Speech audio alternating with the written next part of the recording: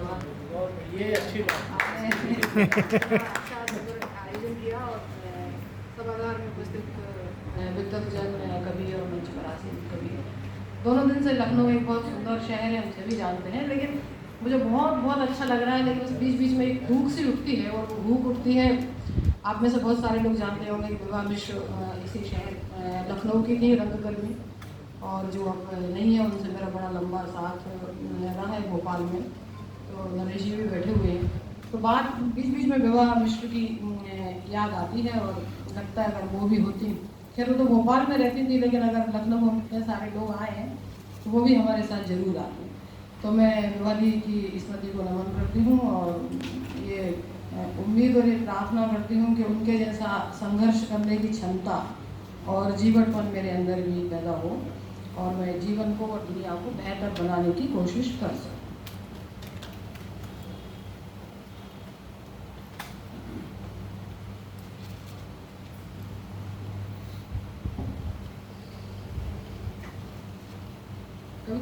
कविता का शीर्षक है साइकिल का रास्ता।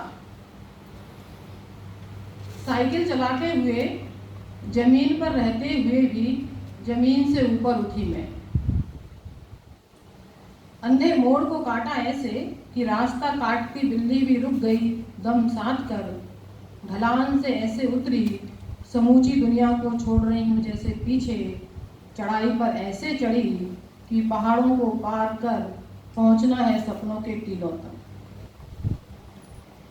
साइकिल चलाते ही जाना कितनी जल्दी पीछे छूट जाता है शहर।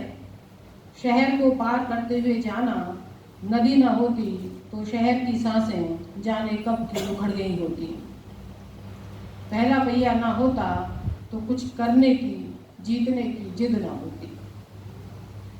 खड़ी हूँ आज उसी सड़क पर, बगल में साइकिल दबाए। पैदल चलते लोगों को देख घबरा जाती हैं अब सड़कें। रास्ता काटने से पहले 10 बार सोचती हैं बिल्लियाँ। गाय और कुत्ते भी पहले की तरह नहीं बैठते अब सड़क के बीचों बीच। देखा नहीं आज तक सड़क पर किसी बंदर को घायल अवस्था में। मृत्यु का आभास होते ही पेड़ की खोए में चले जाते हैं। क्या साइकिल चलाते और पैदल चलते लोग भी चले जाएंगे ऐसी ही किन्हीं खोहों में? रोक दी जाएगी क्या साइकिल भी किसी स्मृति वन में? साइकिल में जंग भी नहीं लगी और रास्ते पथरीले हुए बिना खत्म हो गए, फिर भी भोर के सपने की तरह दिखी जाती है सड़क पर साइकिल।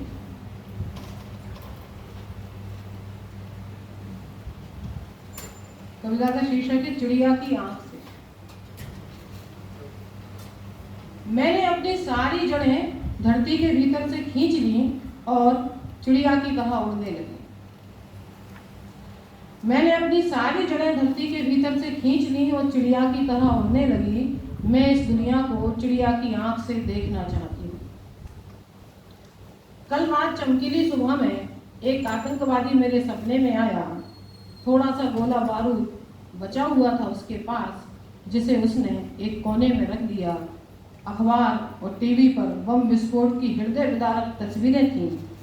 इसके बाद भी उसके चेहरे पर ऐसा कोई भाव नहीं था जो दहशत को जन्म देता। कॉफी का एक लंबा सा घूंट भरते बोला, अम्मी इस्लामाबाद में मेरा इंतजार कर रही होंगी। डरता हूँ कहीं ये अखबार जिसमें मेरी फोटो छपी है AK-47 के संग मेरी अम्मी के हाथ न लग जाए। सपने में आतंकवादी और उसकी माँ इस्लामाबाद में मिली। दिल्ली, कोलकाता, मुंबई, मद्रास या किसी और शहर में क्यों नहीं, देखना चाहती हूँ धरती पर छाई भीतरगात चिड़िया की आंख से। बर्फीली तीखी हवा, चारों ओर सड़सड़ाहट, धरती की हर एक चीज, कानून और व्यवस्था की प्रतीक इमारतें अपनी जगह से सरकने लगी।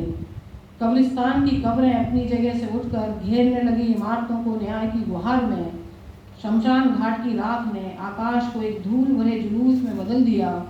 आकाश में बस जाना चाहती थी धरती। चांद, तारे, आकाश और पक्षी राजी न हुए। समूची धरती हवा में कटी पतंग की तरह बल खाने लगी। ताबड़तोड़ पानी, भारी भरकम बूटों की आवाज। पुलिस ने आतंकवादी को नहीं, मुझे भी नहीं, मेरे सपने को गिरफ्तार कर लिया। मैं इस दुनिया को चिड़िया की आंख से देखना चाहती हूँ।